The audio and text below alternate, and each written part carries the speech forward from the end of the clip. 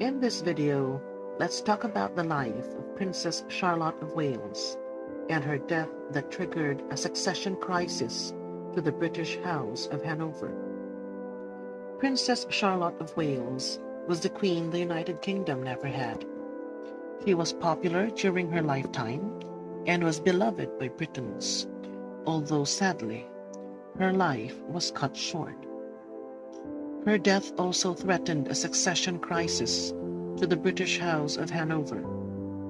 But this event also led to the birth of an heiress that would later reign and oversee the British Empire at its zenith.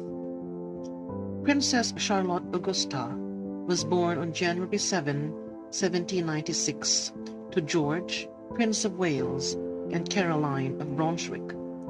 The Princess of Wales gave birth at their London residence, Carlton House. The arrival of the baby was mildly welcomed by King George III. While he was disappointed that the baby was not a boy, he nevertheless delighted on female babies, and he was quite satisfied with the coming of his first legitimate grandchild. He also hoped that the birth would serve to reconcile George and Caroline. Ironically, after Charlotte's birth, the Prince and Princess of Wales, whose disdain with each other grew worse every day, finally separated. Hence, Charlotte was left in the care of a series of governesses and servants, and she was only allowed to see her mother for brief periods. Charlotte grew up as a healthy child. She was, however, a victim of her parents' continued battle. They used the young girl as a pawn in their conflicts, with both parents appealing to the king and queen to take their side.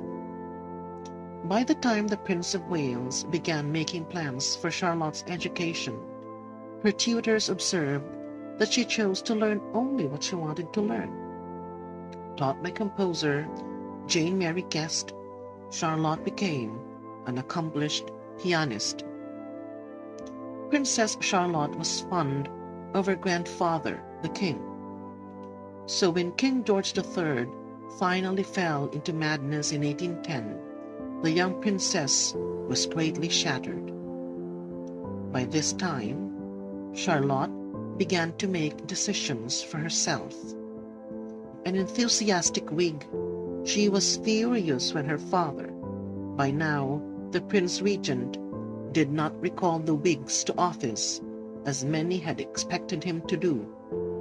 An outraged Charlotte saw his father's act as a form of treason, and she took every chance she could to demonstrate her support for the Whigs. Once, she blew kisses in the direction of the Whig leader, Earl Grey, during an opera concert as a sign of defiance to her father. When she reached the marriageable age, the Prince of Wales, by now Prince Regent to the deranged King George III, pressured her only daughter to marry William, the hereditary Prince of Orange and later King of the Netherlands. At first, Charlotte consented to the union. However, she changed her mind and ended up breaking the engagement. Once again, a battle of wills ensued between the father and daughter. The Prince Regent finally relented and allowed his only daughter to marry Leopold of Saxe-Coburg-Saalfeld. Later, he would ascend as King of the Belgians. Shortly after the wedding, Parliament passed a bill that naturalized Leopold as a British citizen and granted him a yearly allowance of £50,000 for life. On May 2, 1816, Charlotte married Prince Leopold, an occasion which was greeted by the British public with much excitement. After a miscarriage shortly after their wedding, Princess Charlotte became pregnant, and it was announced in April 1817. It once again roused the interest of the people that even betting shops set up books that would predict the child's sex.